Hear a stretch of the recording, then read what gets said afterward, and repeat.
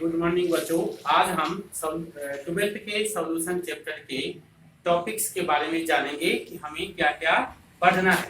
इसको हम देखेंगे यहाँ टॉपिक्स ऑफ सॉल्यूशन। इसमें फर्स्टली पढ़ना है expressing the concentration of solution.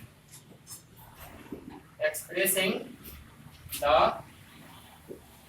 Concentration of solution.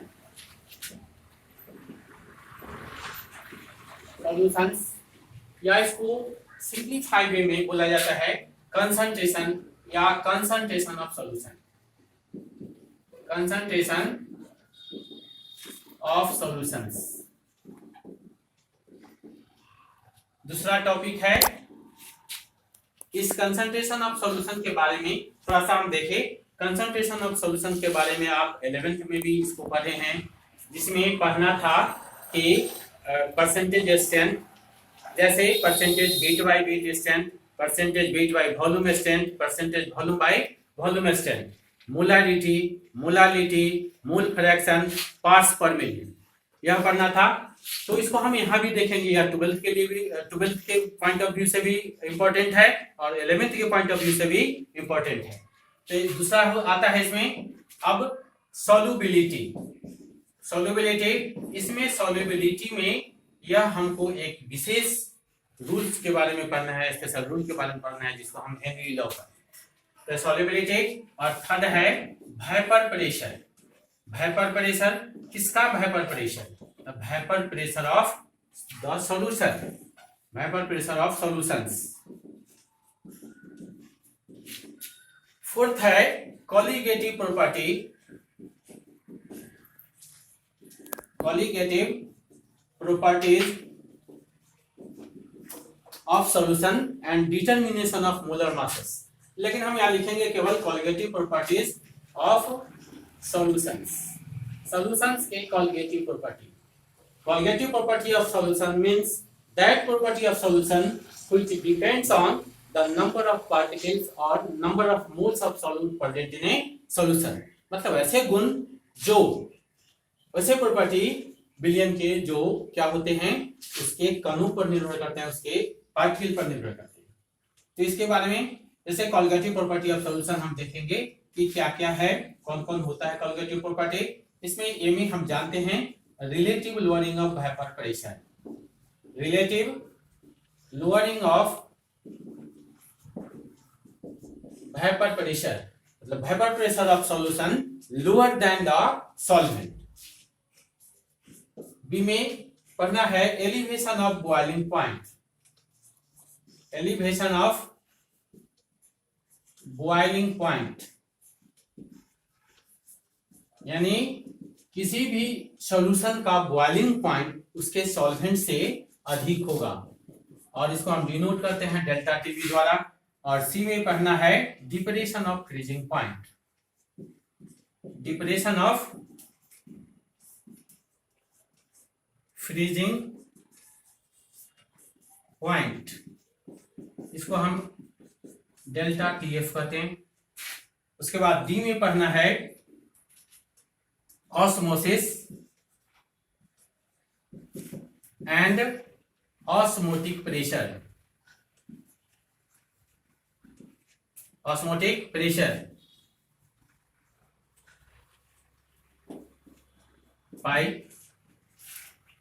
यह ऑस्मोसिस एंड ऑस्मोटिक प्रेशर जो कॉलिगेटिव प्रॉपर्टी है, इस बार बोर्ड एग्जाम में, बिहार के बोर्ड एग्जाम में एक ऑब्जेक्टिव पूछा कि which of the following is colligative property, जिसमें इस किसी का नाम नहीं दे के दे दिया क्या, ऑस्मोसिस का नाम। तो ऑस्मोसिस भी आपका कॉलिगेटिव प्रॉपर्टी है और चॉइस भी वही सही था, उसमें था कि ऑस्मोसिस को आप टिक आउट करिए, और ऑस्मोसिस वहां कॉलिगेटिव प्रॉपर्टी के रूप में था। तो यह आपको 4 कॉलिगेटिव प्रॉपर्टी के बारे में पढ़ना है। उसके बाद 5th में है abnormal molar masses, molar masses of solute, abnormal molar masses of solute and van't Hoff factor, Hoff factor. इस भांट ऑफ फैक्टर को आई द्वारा डिनोट करते हैं, और abnormal molar masses of solute या क्या होता है वो हम देखेंगे बाद में। तो टॉपिक यह सारा टॉपिक है जिसमें हम पहले डील करेंगे कंसंट्रेशन ऑफ द सॉल्यूशन।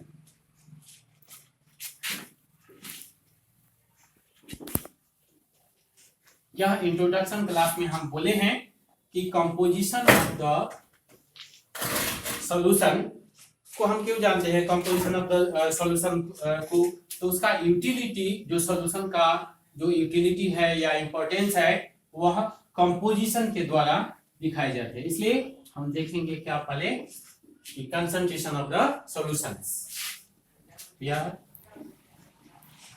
इसको देखेंगे। हम इसको कहते हैं क्वांटिटेटिवली और क्वालिटेटिवली।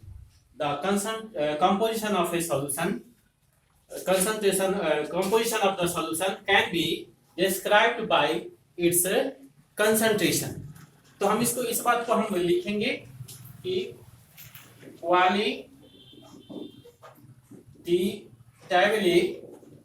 क्वालिटेटिवली और quantitatively.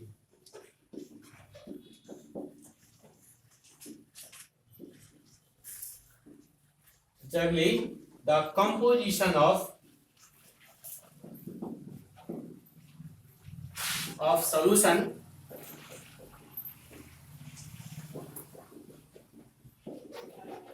can be described by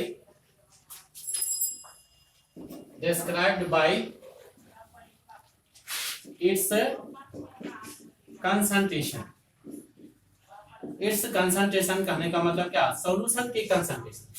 तो सॉल्यूशन के कंसंट्रेशन से तो हम यहाँ अब क्या अगला टर्म क्या देखेंगे, कंसंट्रेशन ऑफ द सॉल्यूशन या सिंपली कंसंट्रेशन। तो कंसंट्रेशन ऑफ द सॉल्यूशन हम यहाँ लिख देंगे कंसंट्रेशन ऑफ द सॉल्यूशन, और इसको हम यह भी कहते हैं सिर्फ कौन सी, कंसंट्रेशन। तो कंसंट्रेशन होता क्या है, तो कंसंट्रेशन को हम कहते हैं कि सॉल्यूशन या सॉल्वेंट के जो गिवन अमाउंट है, दिए गए है अमाउंट, उसमें सॉल्यूट का अमाउंट कितना है या सॉल्यूट का क्वांटिटी कितना है। तो इसको हम यह लिखेंगे कि it is the exact amount या amount of solute, it is the amount of solute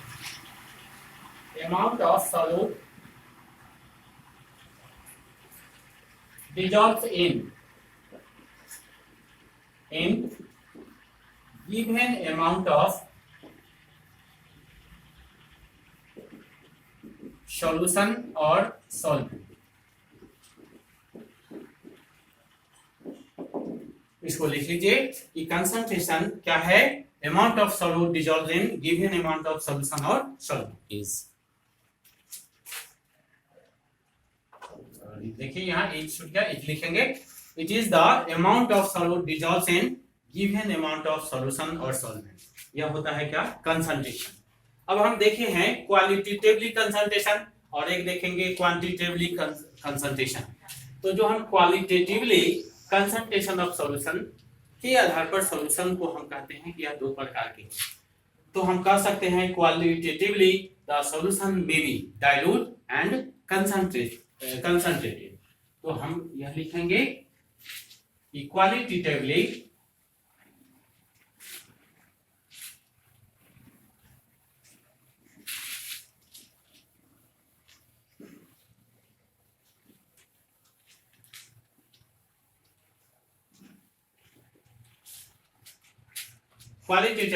the solution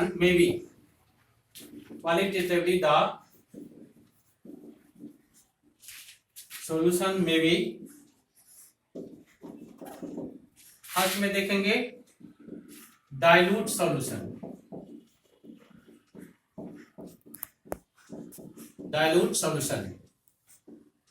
इसको हम कहते हैं the solution having less amount of solute, a solution having less amount of solute, a comparatively less amount of solute। तो इसको हम लिखेंगे a solution having comparatively comparatively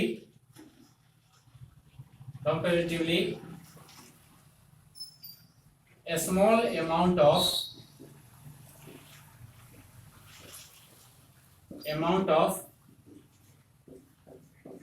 solute. दूसरा concentrated solution, इसको हम कॉन्क सॉल्यूशन भी बोलते हैं। कॉन्क सॉल्यूशन, इसमें क्या लिखेंगे? ए solution having comparatively large amount of solute, A solution having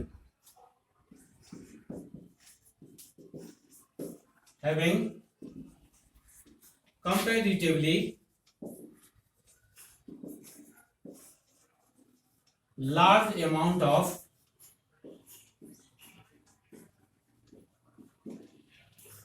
solute। अब हम आपको यह बात कह दें कि यह कंफ्यूजियस वर्ड है डाइल्यूट और कंसंट्रेट। इसको हम इस एग्जाम्पल के द्वारा समझ सकते हैं कि 1 लीटर वाटर में आप 3 ग्राम NaCl रख दिए, उसका विलयन, और दूसरा हम लिए एक बर्तन में या जार में 1 लीटर पानी और उसमें 20 ग्राम NaCl।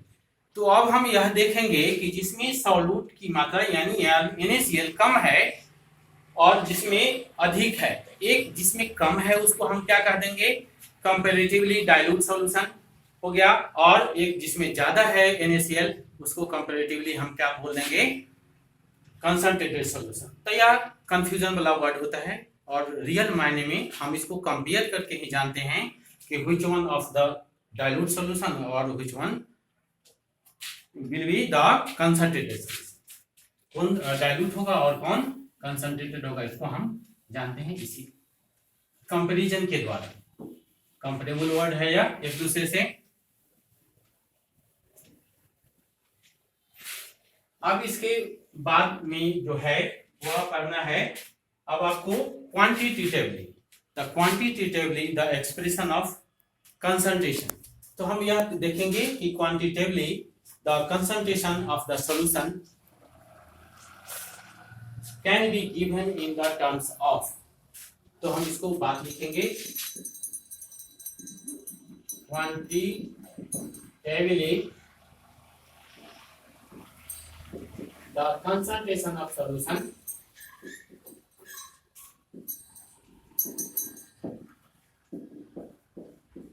solution can be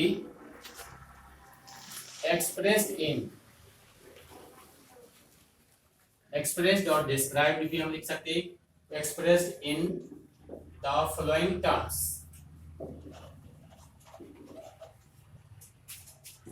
units या टर्म्स कर सकते हैं, जिसमें फर्स्ट है पढ़ना percentage strength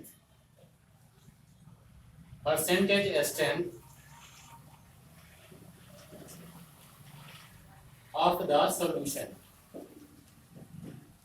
percentage strength of the solution यानी हमको 100 में दिखाएगा स्ट्रेंथ के बारे में, जिसमें हमको 3 बातें पढ़नी है। First percentage weight by weight या परसेंटेज मास बाय मास या परसेंटेज बाय मास, क्या लिखा होता है? Percentage by mass. दूसरा परसेंटेज वॉल्यूम बाय वॉल्यूम, और तीसरा परसेंटेज बीट बाय वॉल्यूम। यह 11th में भी पढ़ना है, 11th में भी पढ़े आप। दूसरा होता है, इसमें हम जानेंगे मोलारिटी M। थर्ड होता है मोलालिटी, इसको हम स्मॉल m द्वारा डिनोट करते हैं। फोर्थ होता है मोल फ्रैक्शन,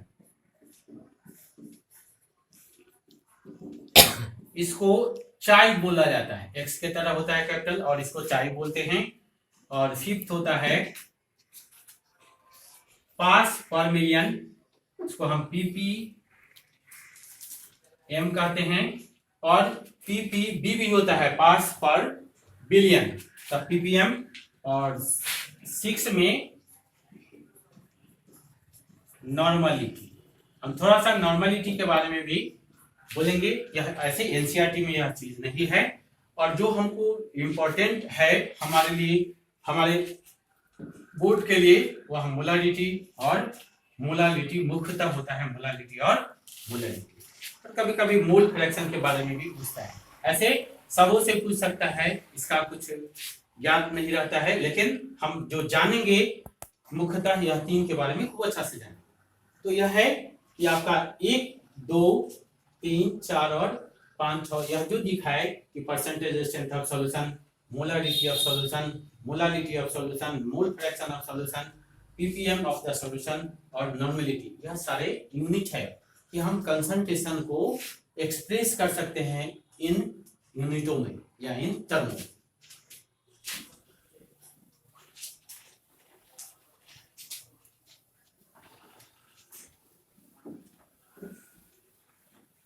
अब इसमें हमको सबसे पहले रीड करना है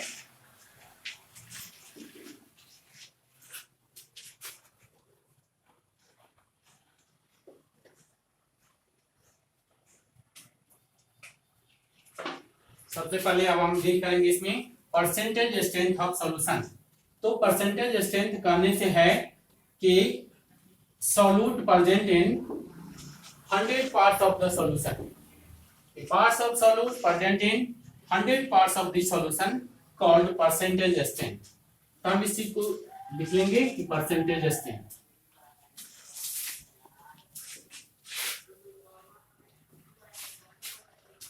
अब यह देखना हमको, फर्स्ट में परसेंटेज स्ट्रेंथ,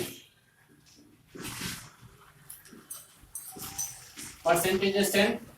और परसेंटेज स्ट्रेंथ को हम कैसे डिफाइन करते हैं? The part of solute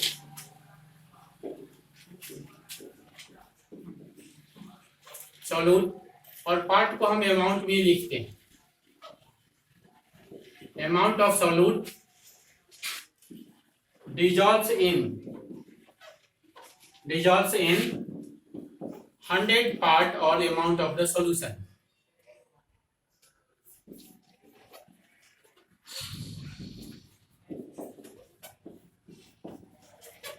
solution के 100 पार्ट में, सॉल्यूशन के 100 भाग में या सॉल्यूशन के परिमाण में, अमाउंट में सॉल्यूट कितना है, इस चीज को हम क्या बोलते हैं? परसेंटेज। यानी 100 में कितना सॉल्यूट है, सॉल्यूशन के 100 भाग में सॉल्यूट के कितना भाग है।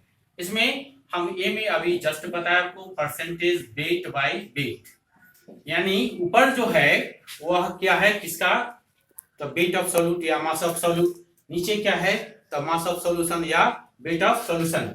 इसी को हम यह भी बोल देते हैं परसेंटेज बाय मास। क्वेश्चन में यह भी दिया होता है परसेंटेज बाय मास। इसको हम क्या डिफाइन करेंगे?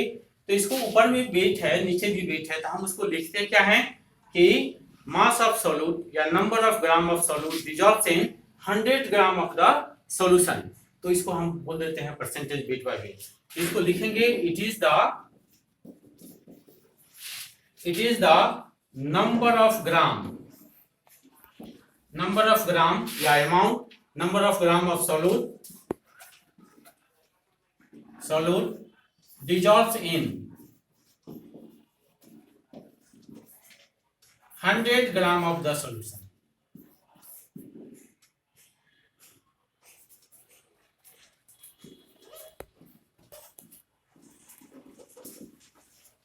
ग्राम ऑफ द सॉल्यूशन, यहाँ ग्राम पूरा लिख दीजिए, यहाँ ऐसे g 100 gram of the solution. It is the number of gram of solute dissolve in 100 gram of the solution. अब इसका फॉर्मूला क्या होगा? तो हम लिखेंगे जैसे परसेंटेज वेट बाय वेट, तो आपको हम बताएं ऊपर भी वेट नीचे भी वेट। तो ऊपर सॉल्यूट का वेट या सॉल्यूट का मास और नीचे सॉल्यूशन का मास या सॉल्यूशन का वेट। तो हम यहां लिख देते हैं mass of solute by mass of solution. Into 100। तो यह इसका वेट बाई वेट परसेंटेज निकालने के लिए यह फॉर्मूला है। हम इसको एक एक नियम से भी देख सकते हैं कि कुछ अमाउंट दिया हुआ है सॉल्यूशन, उसमें सॉल्यूट का इतना अमाउंट, तो एक में कितना होगा और 100 में कितना होगा, इसी के आधार पर यह फॉर्मूला बन जाता है कि परसेंटेज वेट बाई वेट, ऊपर भी वेट और नीचे भी वेट, तो ऊपर सॉल्यूट का नीचे सॉल्यूशन। तो यह था परसेंटेज वेट बाई वेट। इस पर हम एक दो क्वेश्चन देखेंगे।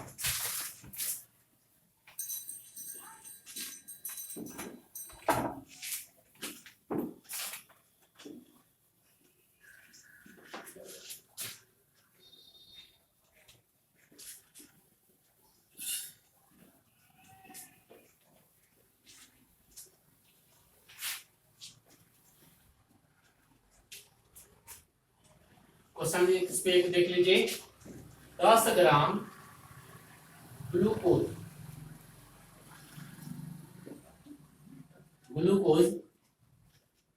dissolves in 90 gram of water.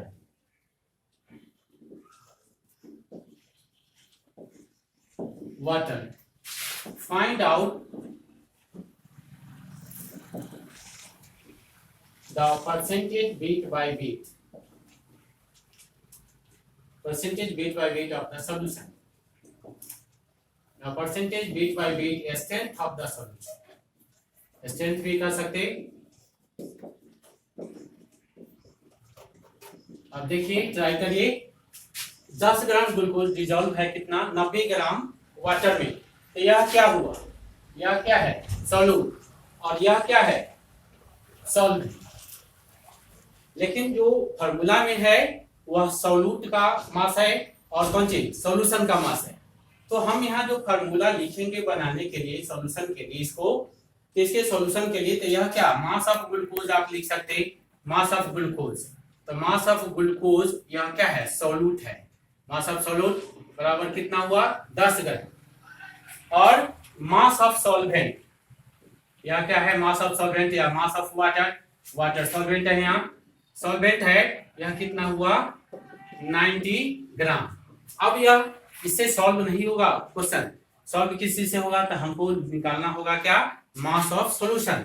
तो मास ऑफ सॉल्यूशन हम कैसे निकालेंगे, मास ऑफ सॉल्यूशन, तो मास ऑफ सॉल्यूशन जो होगा इस दोनों का मास, सॉल्यूट भी रहता है सॉल्यूशन में और सॉल्वेंट भी रहता है, तो हम ऐसे लिख के नहीं, ऐसे लिख देंगे 10 ग्राम और प्लस 90 ग्राम यानी 100 ग्राम।